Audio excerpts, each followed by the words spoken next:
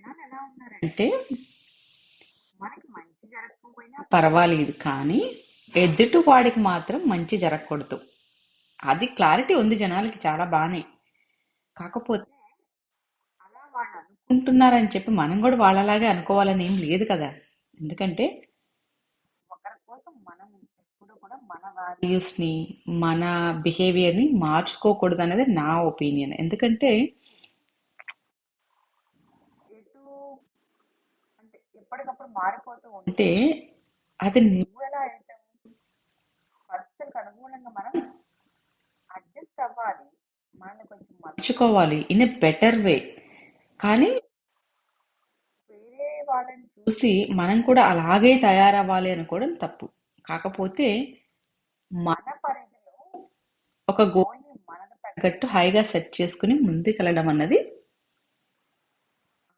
మన పరిధిలో చేసుకోవడం అనేది that will help you to grow even better as a person.